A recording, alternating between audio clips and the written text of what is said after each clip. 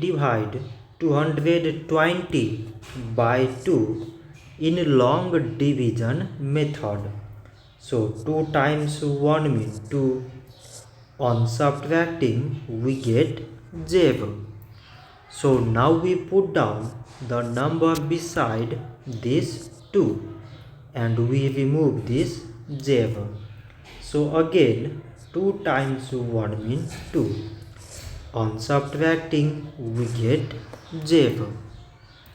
So now we put down the number beside this 0 and we remove this 0. So 2 times 0 means 0. On subtracting we get 0. So 220 divided by 2 we get 110.